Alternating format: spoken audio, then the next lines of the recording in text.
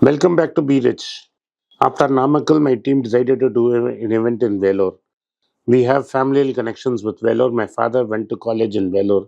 He attended the Wooders College. So we are doing an event in Vellore on the 20th and 21st of July. Those desirous of attending this event should contact the WhatsApp number given below and send a message to the Gmail ID that is also given.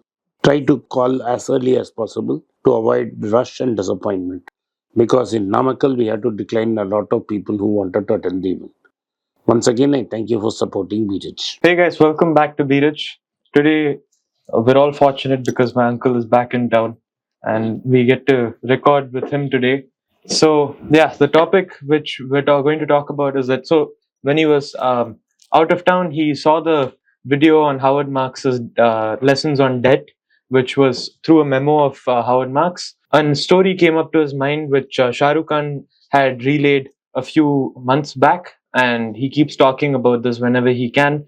And this is something which struck him, and he proposed this as a video idea where we take two opposing sides. One where he talks about the merit of using debt, and I talk about the demerits of it. That is, I'm representing Howard Marks, and he's representing figures like Shah Rukh Khan who have a different way of approaching this topic. So let's start off by understanding what the merits of using debt might be. First, let me explain what Shah Rukh Khan said. And Shah Rukh Khan said it to another fellow actor, where he was giving him advice, life advice. And he told him, when you aspire, he was specifically talking about buying a house. Let's say you aspire to buy a house for 10 rupees, that you push yourself and buy for 11 or 12. That by pushing yourself and taking on that burden will drive you to get up bed a little earlier, make you work a little bit harder, and make sure you don't reach a state of atrophy in life.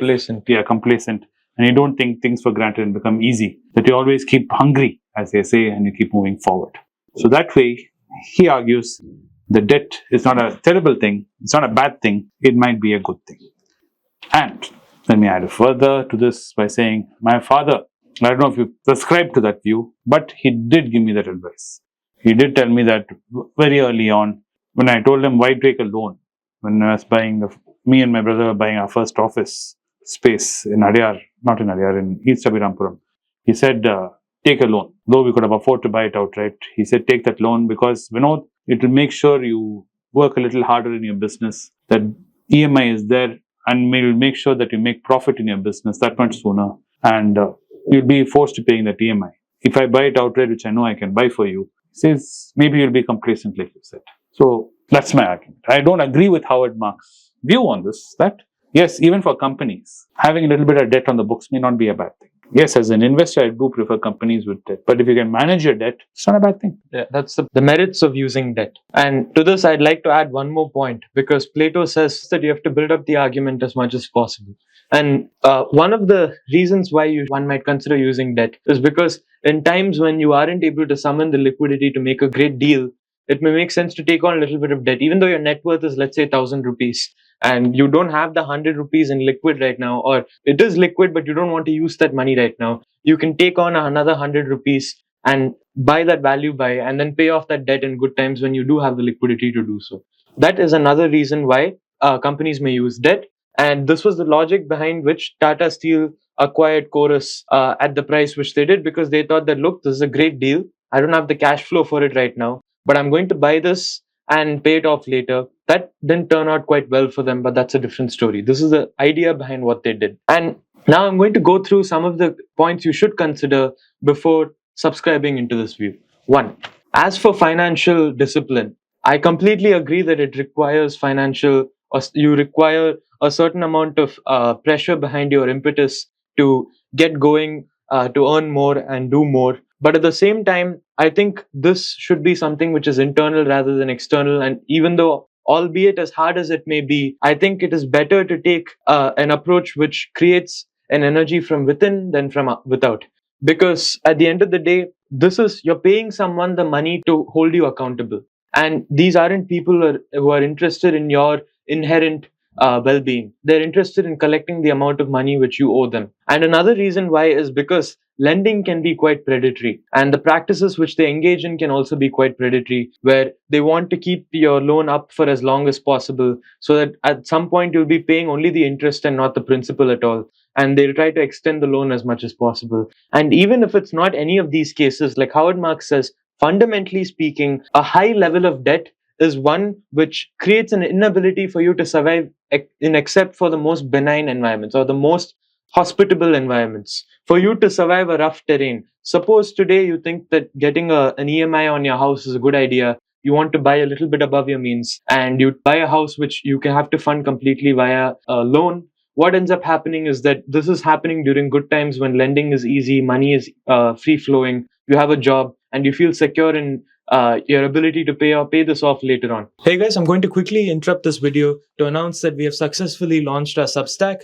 where we talk about companies, US markets, European markets, and Japan as well. And these insights are going to be delivered straight to you to your email as well as the Substack app. We hope you go check it out. The link is moatinvesting.substack.com. The link will be on the screen right here and also in the description. Thank you for checking it out. But the problem is that sometimes, regardless of how hard you try, the circumstances within the economy sometimes restrict you from performing at your best or even performing at your 50% of your capacity in terms of your earnings. So suppose your earning power in the current economy, which is quite hot right now, if your earning capacity is 20 lakh rupees per annum, during bad times, it's quite possible that your earning capacity might drop to 15 or even 10 lakhs per annum, or you might even become, God forbid, unemployed. What this basically means that it's easy for Shah Rukh Khan to say that, look, you have to push yourself beyond your means. But the vast reality for most of us, the economy can be quite cruel. And when you are out of a job, no matter how hard you try, how many doors you knock on, that EMI is going to hang over you, and it's going to be a pressure which is going to add on to your burdens. And this is why it makes more sense to derive this impetus or this motivation to do more from within rather than through a debt structure. And as for companies, there's a counter example which Howard Marks talks about. He talks about shinise, or companies which have existed for more than 500 years in business. Some of them claim to have existed for 1,000 years in business in some form. These are companies which have existed for a long time. They're like a great banyan tree in terms of how they have come up. And these companies have had very little debt to no debt, and they have a lot of cash which they're sitting on. And I don't think that these companies are doing anything wrong by doing what they are, especially given how much they've seen through their company's life cycle. They've gone through wars, they've gone through pandemics, they've gone through recessions, they've gone through different Japanese emperors, and they've gone through 2 world wars as well. So these companies have been through a lot, and they've been able to come out the other side relatively unscathed. And my final example or counter example to this is Warren Buffett himself. Yes, he's an exception in many different ways, and there can be no other person who's quite like Warren Buffett or Charlie Munger. But he is an example to how you can keep pushing yourself even though you don't take on much debt. Except for very special cases where he tries to make an arbitrage, Warren Buffett does not take on debt on a large scale. He, in fact, is sitting on over $120 billion in Berkshire Hathaway, and his company is extremely cash rich. But every week he reads over 500 pages in terms of annual reports and books and different analytical reports which come up through his equity analysts. You can see that you can remain sharp and you can keep going on without taking on any debt. So for people to say that you have to take on debt for you to have any accountability is an argument which I don't buy in. I think it's something which people tell you, which need not necessarily be true for most people. This is something which you can do without, and you can try to get this motivation from within yourselves rather than something which you have to borrow and pay someone else for them to keep you on the hook. That's where I think I stand.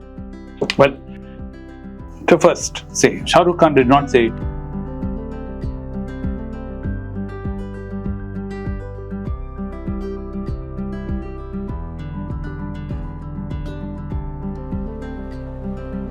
It's a great privilege and honor that so many of you in thousands have subscribed to my channel and have supported me. I have written 2 books in English, The Alchemy of Money and Ordinary Stocks, Extraordinary Profits. These books are published by us and are ready. If you want to procure a copy, send us a message to the WhatsApp number given below and my team would respond to you. If you want an Amazon Kindle copy, you can click the link below. Finally, those who wish to consult with me can send a mail to berichenglish@gmail.com. Once again, I thank you for your support. If you like this video, press the subscribe button of my channel, hit the like button and turn on the bell notification.